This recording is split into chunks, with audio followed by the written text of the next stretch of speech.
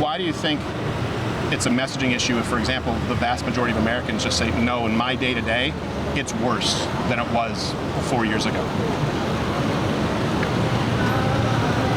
Good question.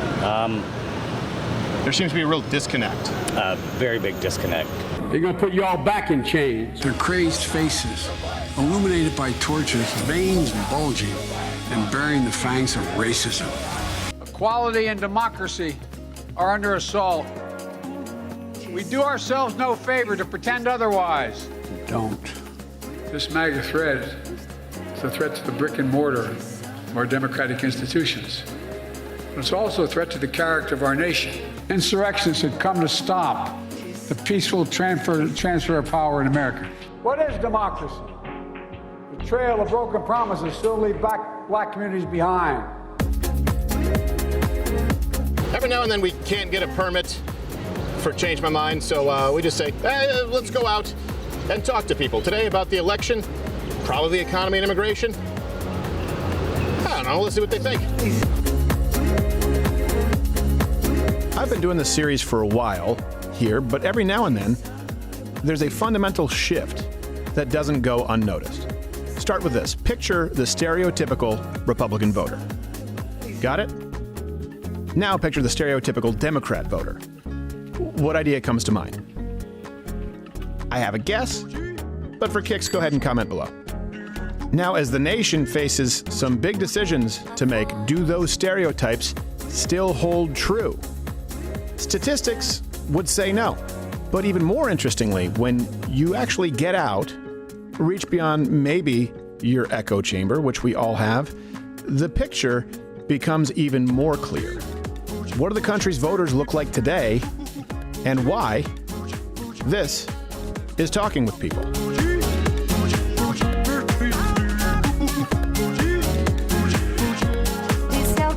Michael, nice to meet you, Michael. So, Michael, are you thinking about this upcoming election here? Is it at the front of your mind? Yes, I am. I'm very concerned about democracy on the line here. Okay.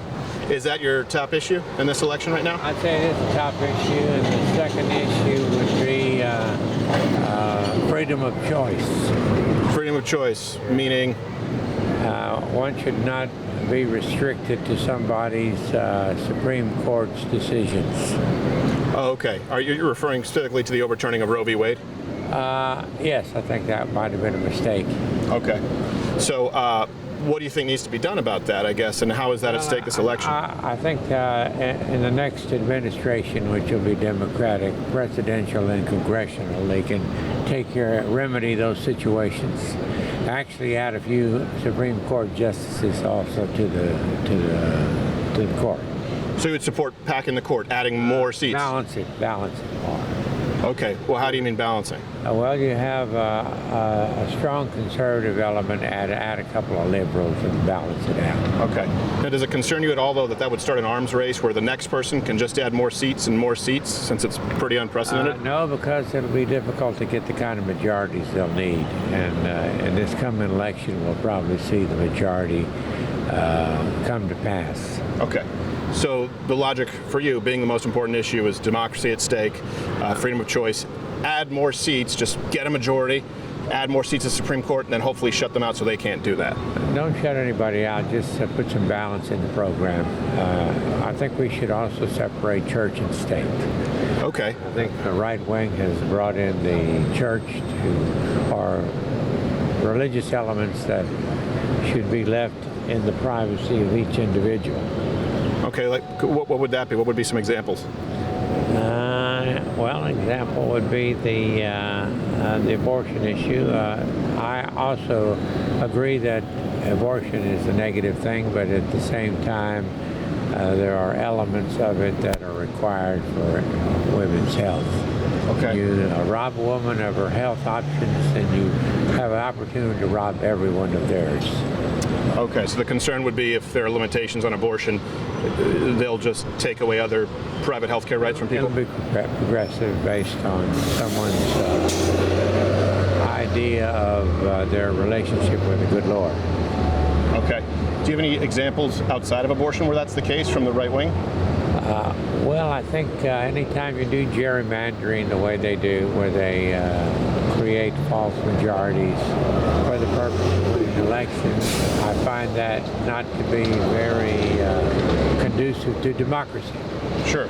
So would it be fair to say that both sides do that, though, too? I mean, politicians in general, gerrymandering is how all districts end up effectively being. Well, they do, but not as effectively as the Republicans do. Oh, okay. So just do it more effectively. Let me go back to democracy being at stake. How do you think democracy is at stake in this election?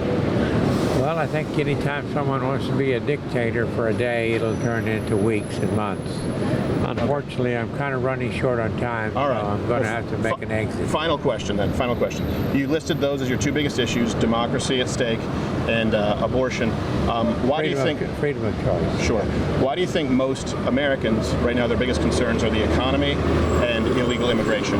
I think most Americans are probably ill-informed, are ignorant of what is actually going on, so therefore they are in a minority of those who don't really know what's happening. Okay. All right. Thank you, sir. Michael, was it? Yeah. Michael, I appreciate it, Michael. Okay. Thank you.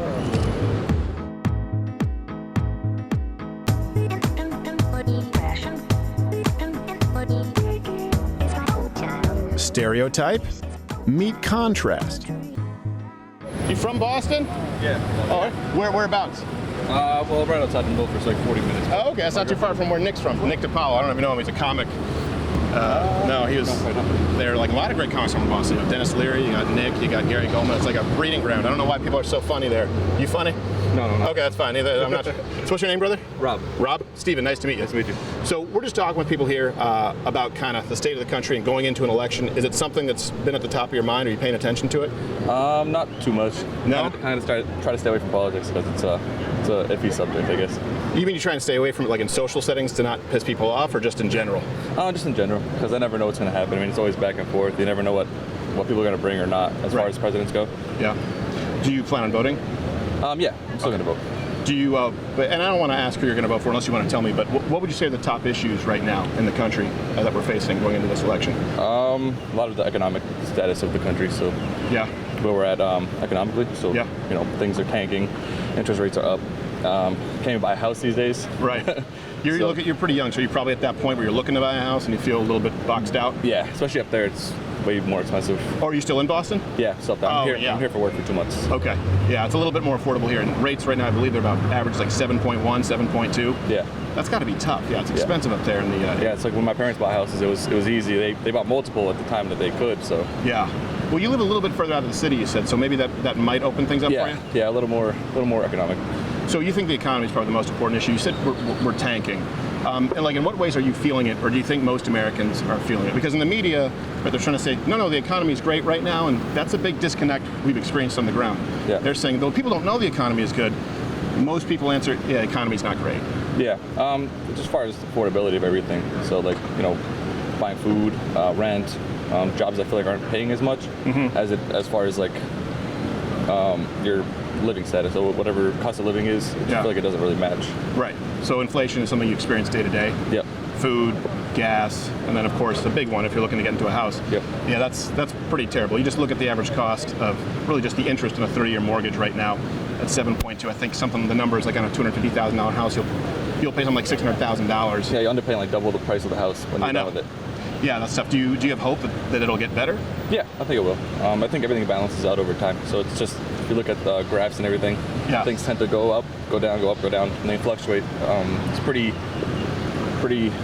much the same every time. It's kind of like a long term. You mean kind of like versus long term versus short term? Yeah. Like investing in the market. So I know you said you stay away from politics. Do you think that the election will have a direct impact on what you view as an economy that's lagging right now? I feel like it could, depending on who's there and the other houses as well. So it's not just the presidential. Right.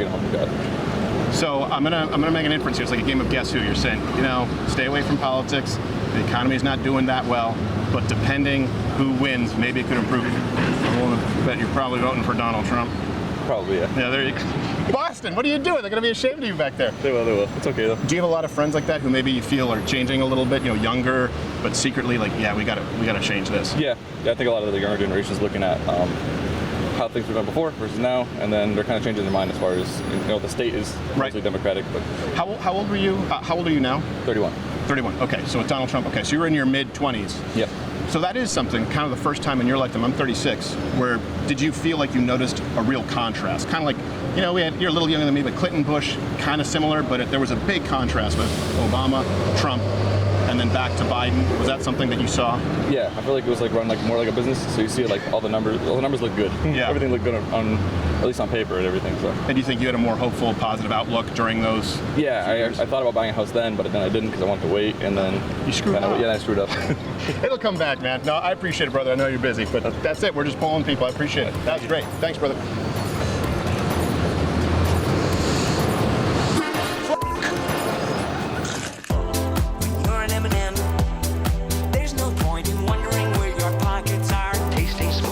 Now, remember those stereotypes that you had in mind? Let's contrast it with this. Hi, Steven. Nice to meet you, sir. Brandon. Nice to meet you, Brandon. I appreciate looking at you dressed to the nines. Most people we've interviewed today look like crap, myself included. So No, you look just fine. we need to dress it up a little bit. So, Brandon, thank you for taking the time. I'm sure you're probably busy today.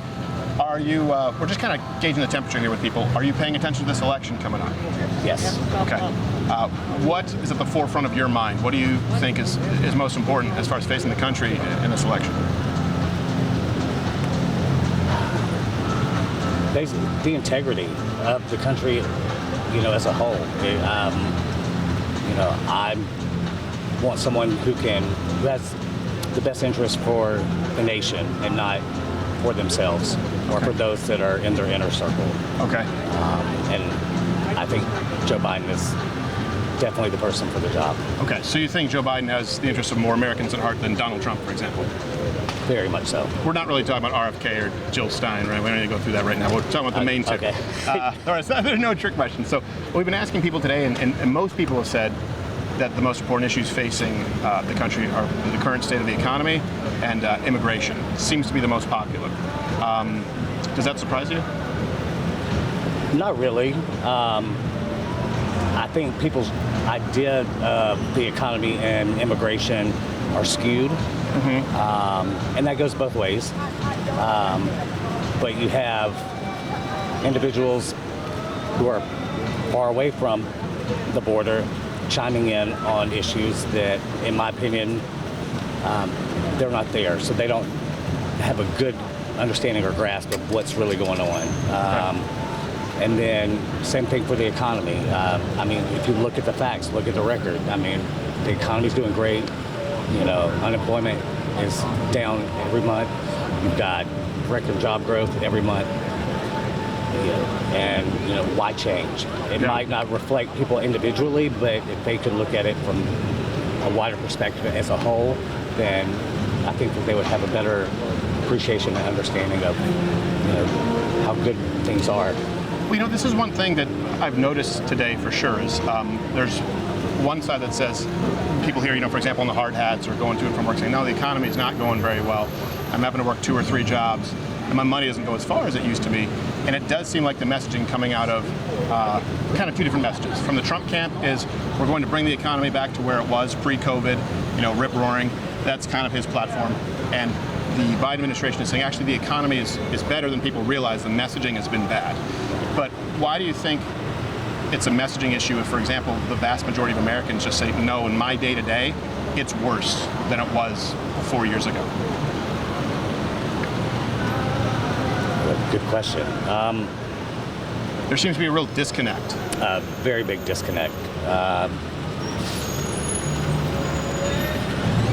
I guess the economy and finances affect everybody differently. Right. I do agree with those that, you know, the price of groceries is a little too much. Yeah.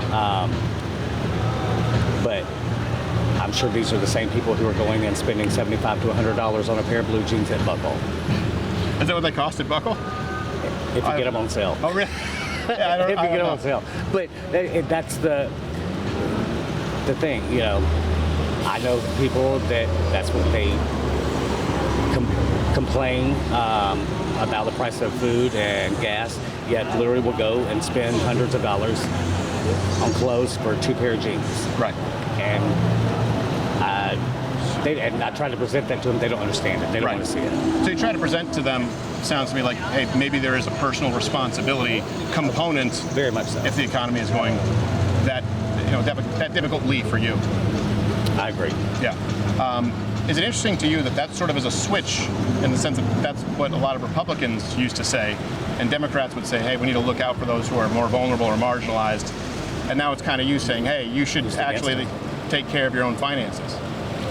Yeah, there's a definite switch. There is a switch. Very much so. Why do you think that switch has taken place?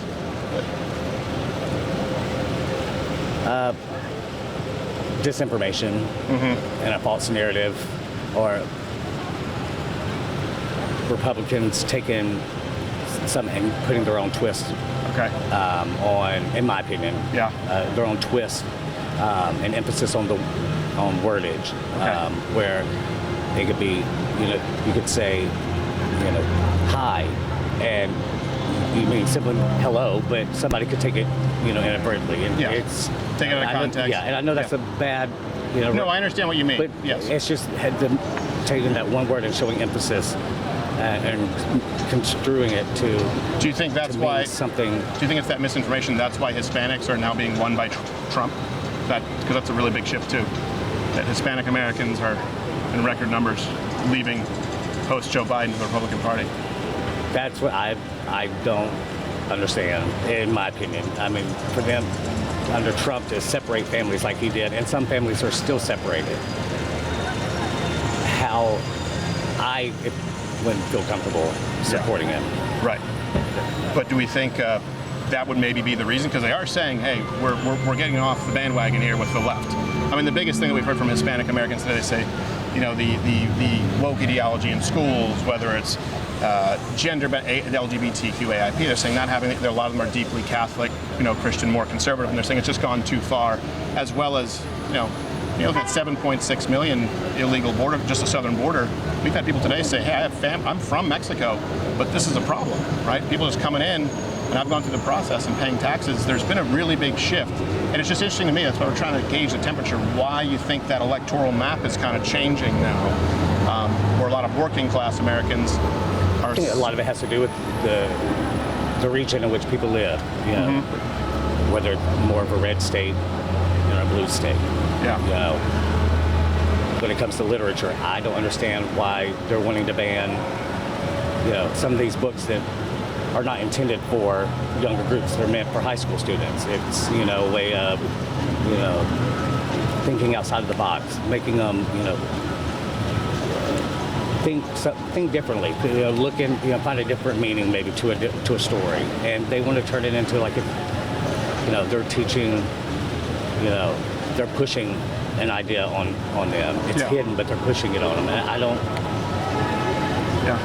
I mean, don't deny someone the opportunity to learn because you feel like there's a secret meaning to it. Well, yes, but sometimes it's not a secret meaning if it's like, like a drag show, like at a library where, grade school students. They're reading a book. The family, they don't have to take their kids there. The families, they obviously feel comfortable. They look at it as simply a drag queen reading a book to a child. They're not, I don't think they're pushing on them. They're, who they are on the kids. That's, I feel the parents have a choice there. If they don't want their kid to go, they don't have to take them. Sure, but if parents don't have, a lot of parents who may not have money for private schools, but if they're in a public school and this is what's happening, they notice it's a big shift. And a lot of them say it's shifted very, very quickly. And that's why some voting patterns seem to be changing.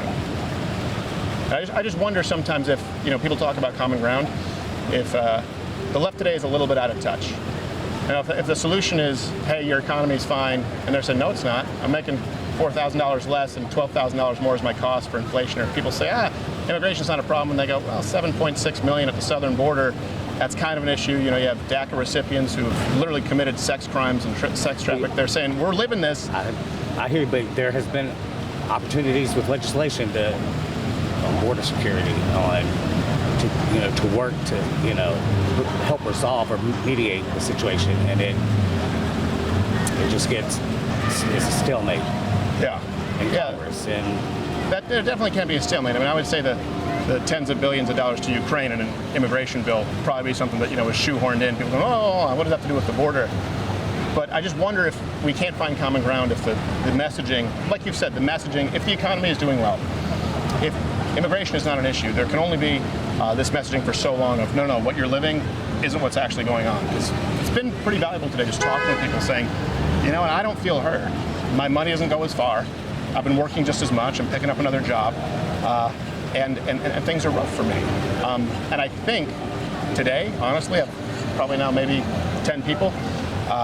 Would it surprise you for me to say I think Donald Trump after today is going to win in a landslide?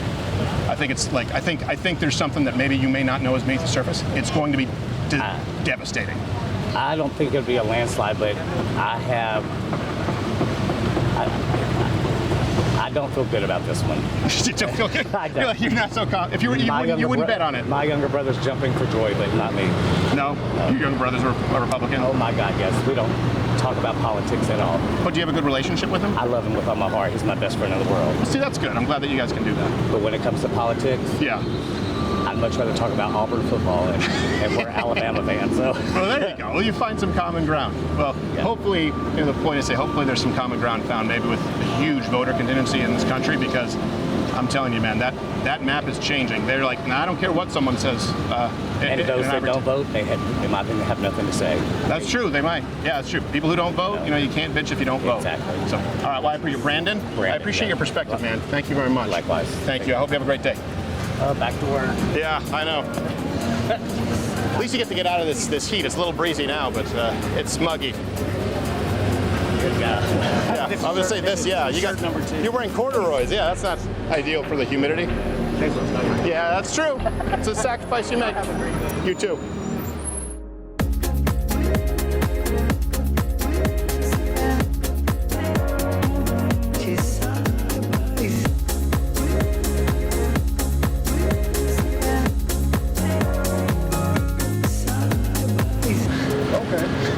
What's your name, sir? Robert Queen from Arnell Media. Robert Queen? Yes. Steven, nice to meet you. Okay. Steven, there you go. I mean, people, myself included, dress like bums these days. So we're like, we need some eye candy. Yeah. So, that's okay. So Robert. Yes. Okay. So Robert, are you paying attention, or is it at the front of your mind this upcoming election?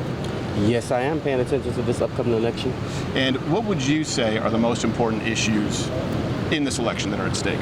I think the most important is that financially, our economy is going through a recession, and nobody sees it.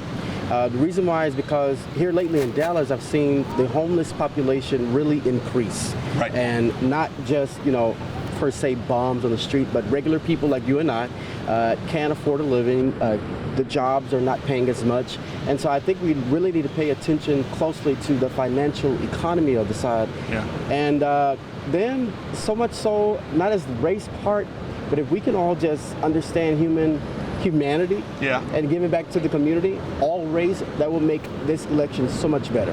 So a couple of things. One thing that was interesting was you said you don't think people see it, the financial issue, but one thing I've noticed in talking with people is the media says the economy is doing fine, but people who we talk with say the same as you, that the economy is not in great condition. So it seems like a lot of people, like you said, everyday working people feel that. What did you mean by it's something that maybe a lot of people don't see? Because everybody's just paying attention to just the minorities. We all go to work every day, just like you and I. Yeah. And a lot of people, they could be dressed nice as me and not have a job. Right. Or looking for work, or have to work 2 or 3 jobs. And so the reason why I say they're not paying attention is because, like I said, humanity is not sticking out. They're not asking questions, they're not getting involved, they're not building bonds with people that will grab their attention of the economy and money issues. Because there is money issues around. I'm telling you, I've seen in the last 2 weeks, the homeless population have really increased in numbers. And I'm telling you, not just like bombs on the street, I told you, but normal people that can't just make a living. Right. And how do you think this election will affect that? Do you think it could go one way or another? It could go one way or another, but I think the election will affect that, and so much so that we pay attention to more voices as myself Well, I'm blessed with a job, of course, but more voices of people that don't have a job, those that are looking for a job, those that are homeless, and those that just need a better income. Because I believe that's a problem too as well. The income status is not reliable enough. Yeah. Well, average incomes actually were going up, and for the first time, when you take into account inflation, they're actually down now. Yes, of course. They went up about $4,000 from about 2016 through 2020. COVID obviously was a hit.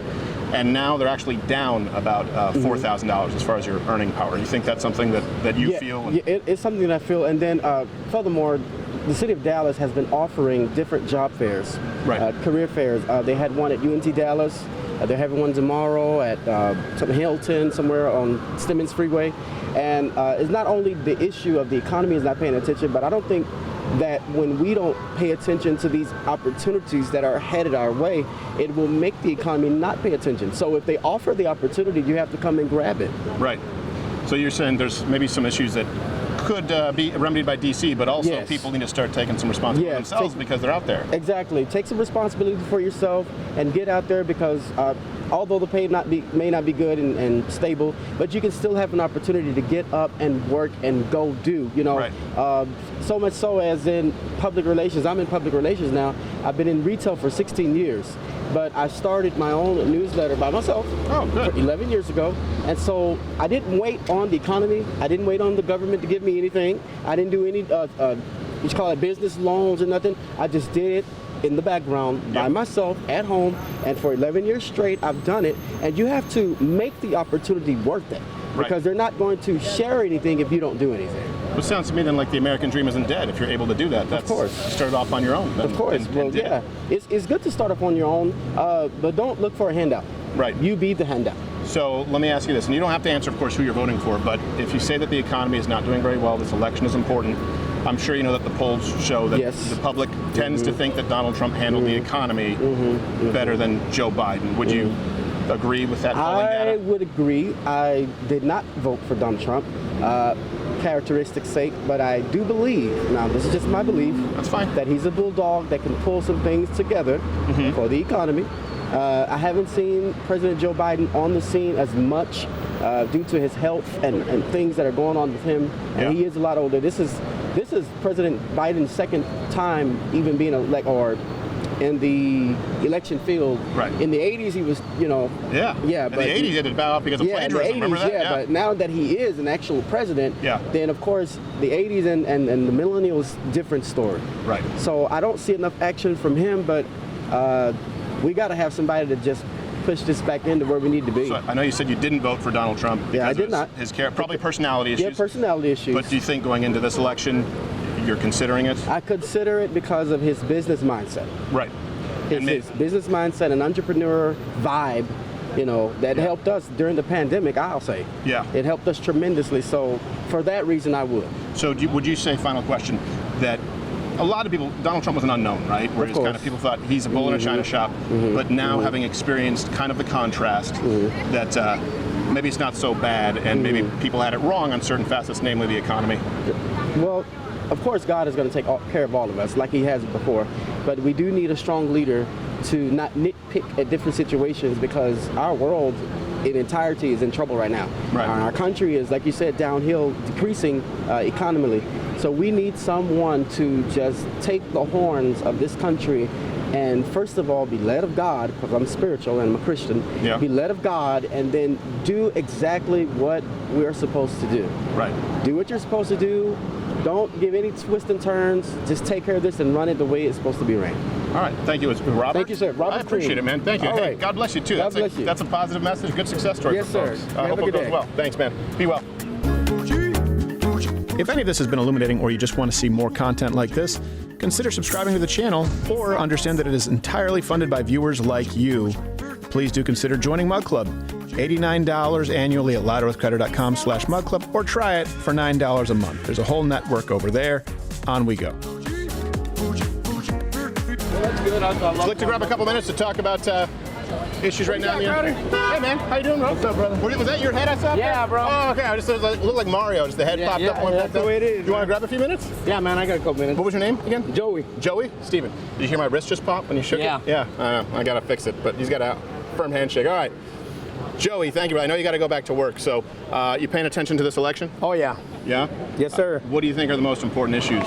Man, facing I think the border crisis is huge, brother. You know what I mean? It's I got friends that I work with that worked hard to get here, did it the right way. You know, they had their family put them through and help them. You know what I mean? Mm-hmm. And for it to come through here, and just economics is the economy's horrible. You know what I mean? I've made more money this year than I ever have in my life, but I'm broke.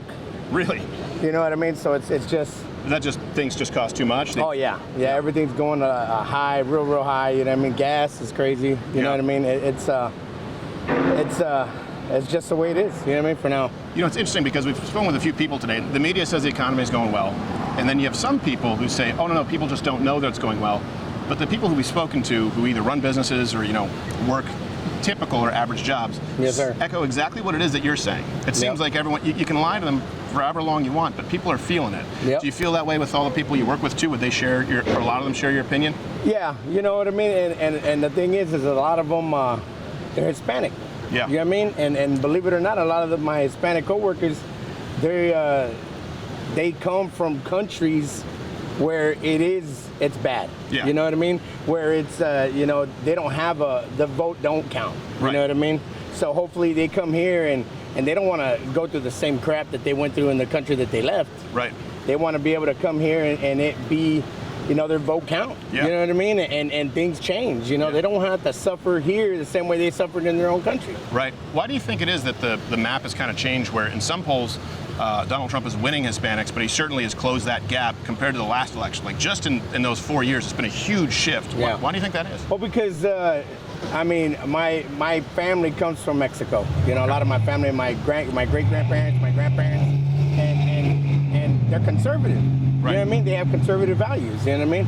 And then I think a lot of the woke agenda's kind of killing it, you know what I mean? Yeah. Because people see what's going on in the country, people are pulling more and more away from God, and that's the problem with this country right now, you know what I mean? Is that they, in the schools, I have 4 kids, and my wife homeschools them all. Oh, wow. You know what I mean? Because, you can't, it's hard to fight the devil, you know what I mean? The devil don't ever sleep, you know what I mean? And when you have propaganda that they teach in schools and everything, it's hard for parents. Do you think that because the Hispanic community, immigration was a big issue, obviously the economy, but you just mentioned that you think a big part of it now is values and the woke agenda. Do you think that's a bigger impact with Hispanic people right now, seeing how far the left has gone, even the economy? Yes. Yeah. Yes, definitely. The backfiring with the gender stuff and public schools. My gosh, it's crazy. Man, it's crazy. That's good to know. That's illuminating because a lot of people are looking at this going, well, why is there such a shift? Yes, sir. My theory was, and I know your phone is ringing, so I know you probably got. Man, I got to get, brother. Hey, thank you, man. I love your show, man. Thank you, brother. You guys take care, man. Be well. Let's go. Well, isn't that a surprise? When you actually get out and talk with people, it seems, maybe surprising to some, that those most insulated from today's problems in society are the ones most likely to sympathize with the leftist platform. But there's a silver lining here in that nothing is predetermined. Voters can change their mind, and it seems like quite a few of them are listening. They're looking for strong policies. They're looking for actual solutions, not pandering. And stay tuned tomorrow for the next edition of Talking with People, Election 2024, as I get to stand with 3 Gen Z women. And trust me, it's a doozy, though maybe not in the way that you expect. Well, come on, of the 2 candidates, who do you think is going to be tougher on China? Trump, for sure. I mean, it's practically a catchphrase. Yeah, for sure. So you still don't know how you're going to vote, though?